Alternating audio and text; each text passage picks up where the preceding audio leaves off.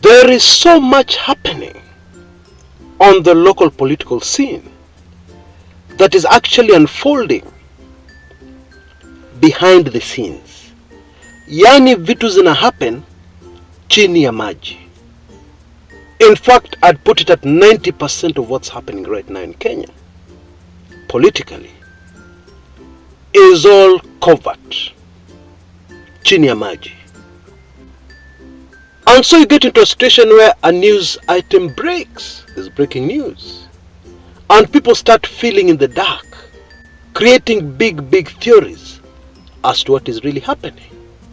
Or they try to analyze it in a very shallow way, feeling in the dark for an answer. That's how I'd put it.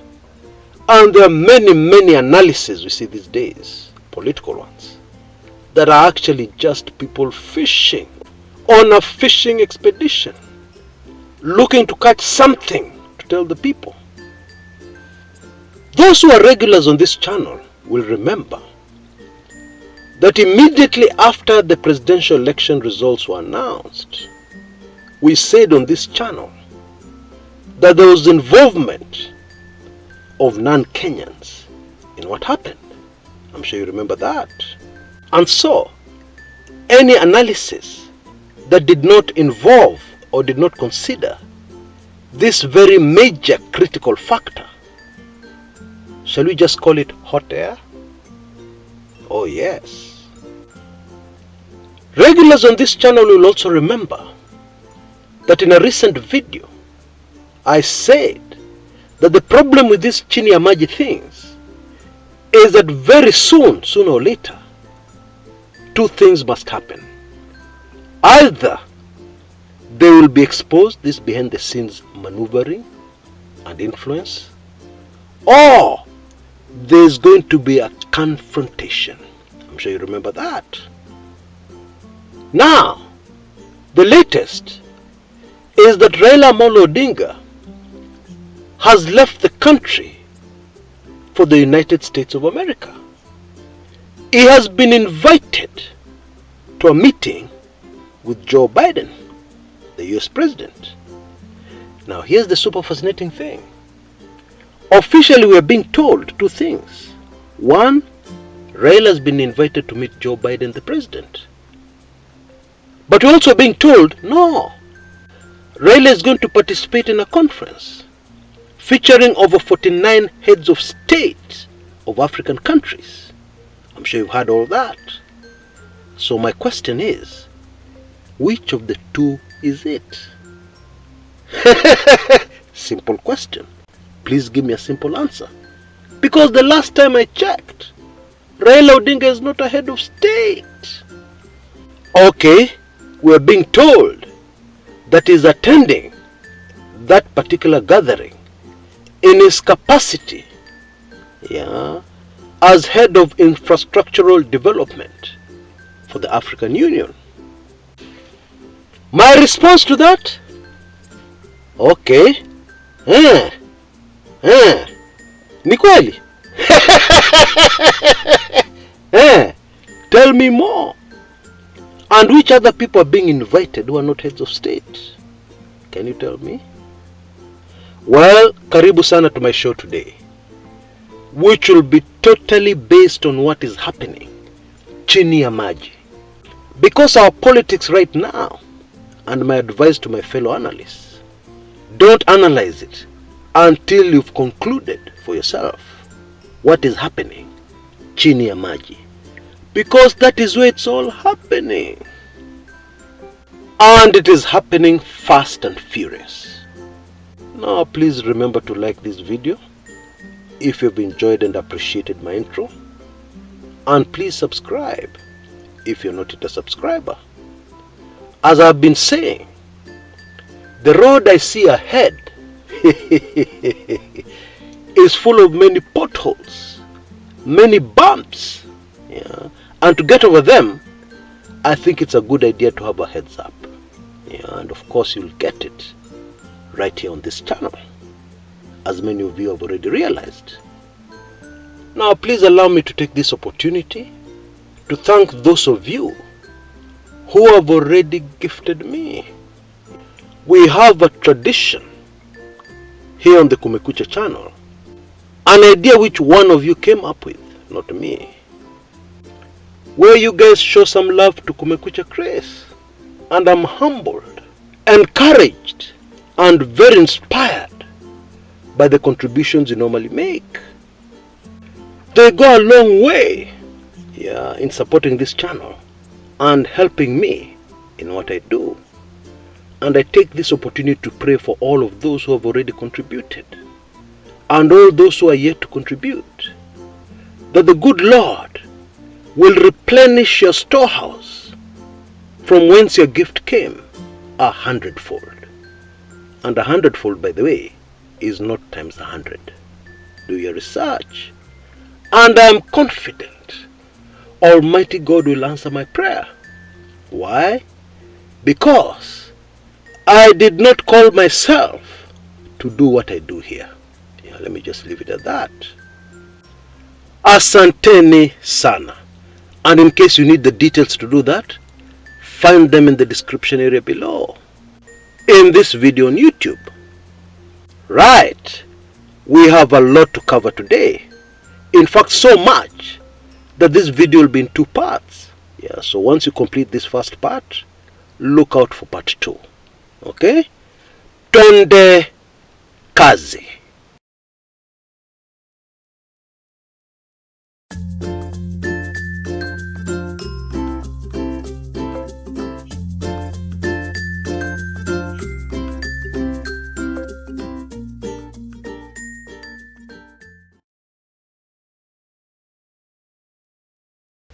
You remember those famous words on this channel? I will overturn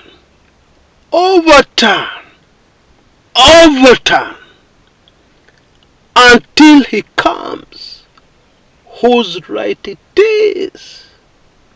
I'm sure you remember that prophecy. But I am sure many of us do not realize overturn also involves something else. Exposure, bringing into light what was previously in the dark. Folks, I believe with all my heart that that is the season we are in right now as I speak. And there's more exposure to come. And there's more overturn to come. So brace yourselves. Now, Raila Odinga cancels a much awaited, much anticipated, parallel Jamhuri Day celebrations, which was due to be held at the famous, or is it infamous, Jacaranda grounds. Now the statement cancelling that particular much awaited event leaves out a lot of facts. It is shallow. We're told that the leaders involved, or who are going to be involved in that particular celebration, are going to be engaged elsewhere. We're not given specific names, we're just told they're going to be engaged elsewhere. And Kenyans are puzzled and disappointed and very confused. And then, a few days later, Raila Odinga himself comes out and says that nobody has threatened him. He is not scared of anybody. He tells us he has been invited to a meeting by the US President, Joe Biden. And while he's telling us that, he also says he's not scared of anybody. Because he knows Azimio won the elections. So who should he be scared of? He's not scared. Nobody has frightened him or bullied him. He's just going for a meeting with the US President, Joe Biden. Now, in my opinion, people will be forgiven for assuming that this meeting with the President of the US must have something to do with the cancelled Jamhuri Day parallel celebrations at the Jacaranda grounds.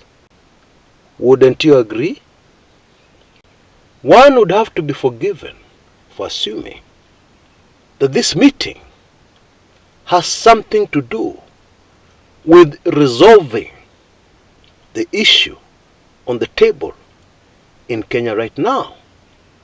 And what is that issue? That issue is legitimacy of the current administration. Take it or leave it.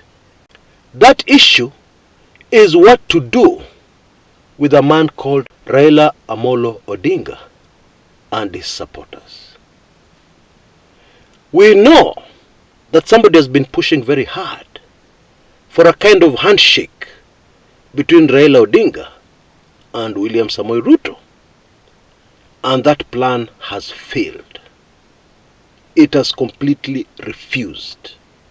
We also know that somebody is pushing very hard for the creation of the office of official leader of the opposition. Yeah? Which in my opinion will be a very awkward inclusion into our current system, which copies the American system, where the legislature is supposed to be the check and balance on the executive. In other words, Parliament as a whole is supposed to be the opposition. That's how it's supposed to work. But in Kenya, those who own Kenya have refused to make it work like that.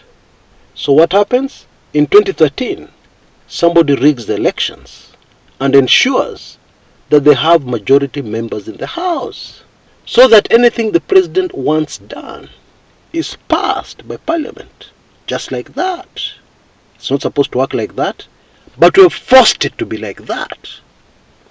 And now, somebody is pushing, forcing that we change it yet again and introduce the office of the official opposition leader, yeah, which confuses the system again. Turudia tu ile system ya zamani instead of corrupting this current system we have. Anyway, that plan, it seems people have realized, will also not work. So maybe this meeting with Joe Biden is to try and find something that will actually work. And I hope that somebody has realized by now that actually the problem is not Raila Odinga. No. The problem is the supporters of Raila Odinga. Millions of them. Those same supporters who found it very hard to accept the handshake of March 2018. But somehow, Raila managed to convince them, and gradually they accepted the idea. And towards the end of the Uhuru term and the handshake term, yeah, people even started to embrace it. Okay? But this time round, it won't work. Now, before we even talk further about this meeting that is going to take place, this discussion, I like to call it a negotiation, believe it or not. Before we go any further with that, can we at least go back and find out what really happened during our August elections, and especially our August presidential elections? Can we do that? Glad that you agree. I want you to listen to this soundbite, a clip, of 3 very knowledgeable people who should know, telling us exactly what happened. There's a day I called Kibicho. I told Kibicho, the way things are moving, we need to act very fast. So he asked me, Babu, what do we do? I told him, Kibicho, we need to arrest Chebukati immediately for bungling elections. Do you know what Kibicho told me? Babu, wacha vita, wacha vita. Nikasema, what is happening na huyu mtu? Was this part? Was this? I'm telling you the truth. This man was supposed to be our person. Yeah. But what is happening?